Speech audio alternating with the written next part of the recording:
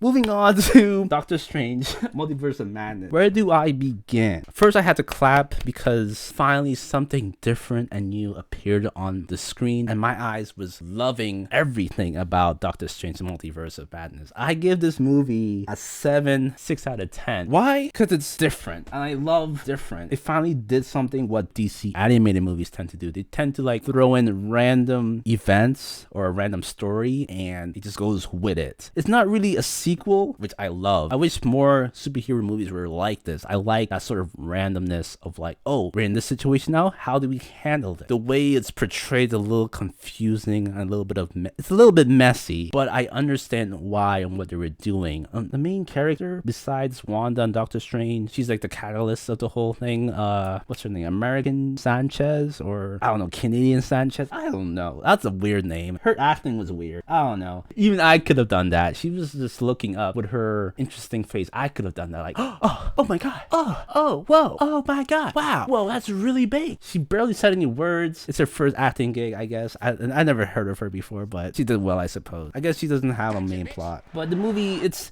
okay. It's interesting. Visually, it's good. Story plot wise, it's interesting. It's different. It's not really a plot. It's more of like a trailer to another movie, but I love it. I don't know why these books are so fragile. Like, even though these books are made of magic, people tend to burn them or stab them and they're gone. Like, okay, yeah, it's still made of paper. That makes sense.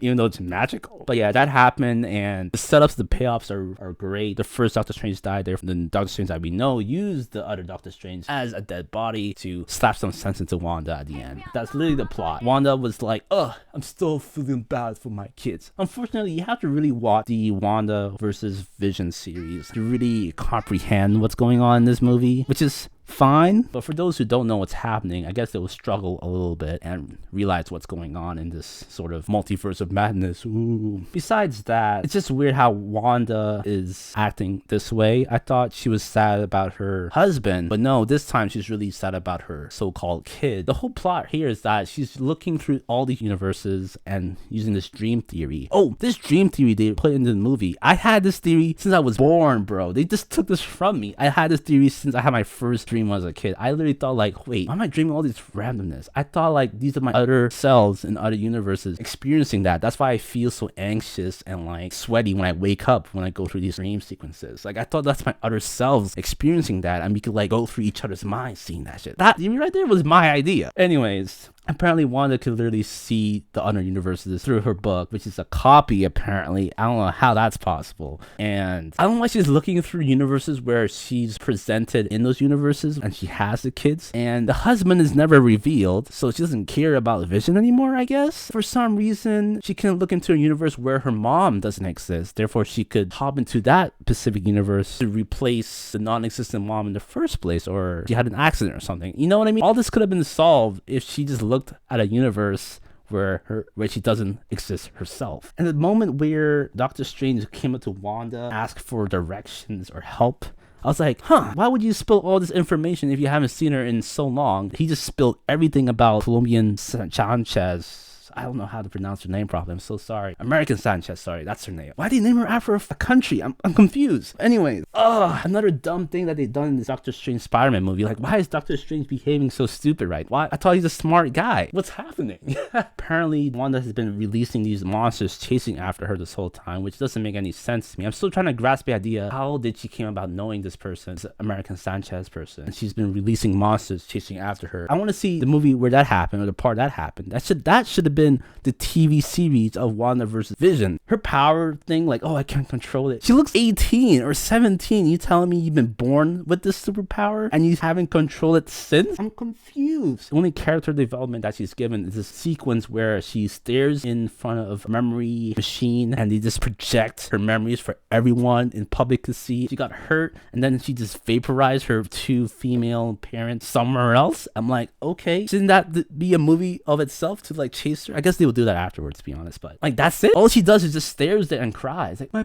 family, my parents are gone. It's my fault. But she was like 8. She's now 16 or 17. Tell me she never controlled that shit. They said in the movie she's been traveling to 72 or 70 something universes, and you tell me she's been doing that by automatic response of flight and flight. Like, why? Why is it so hard for you to do that thing? Like, it's just traveling through universes. That's it. There's nothing else to it. Doesn't give her super abilities. She sounds like a human. She looks like a human, you know?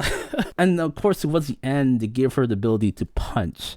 Okay, but this time when she punches Wanda, like before, when she's using the black hole universal traveling, it sucks people in. But this one time when she controls it and she punches Wanda, it doesn't suck Wanda into the universe. She could literally just flash her to somewhere else. Like, I don't understand why she didn't do that. Even Doctor Strange could have done that. Doctor Strange could easily use a ring thing and just put her somewhere else. I don't understand these magicians. They're so dumb. They don't use their powers properly. I'm just confused. It's a very powerful.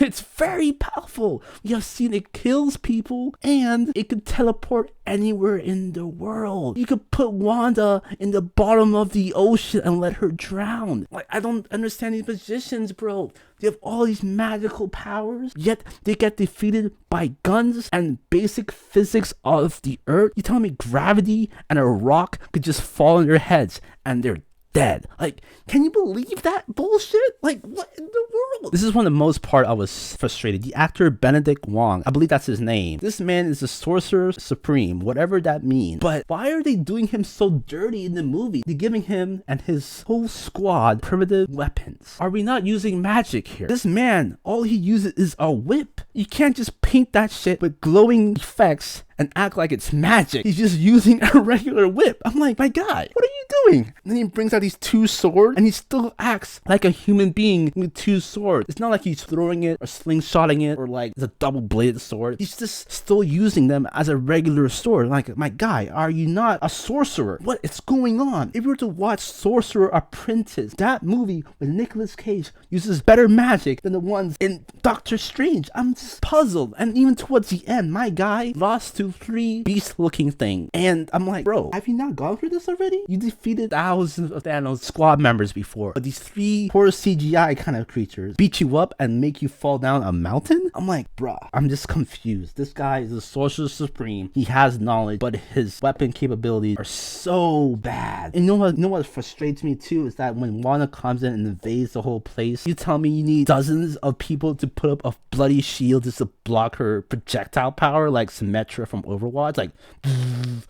I'm shooting lasers, take this. Like, bruh, what's happening? Like, it takes Doctor Strange, one man, to deflect that shit, and you telling me it takes a whole community to block that? Anyways, like I said, this movie is good once you turn your brain off. If you turn your brain off, it's a good movie. In the seas cooking with the ring.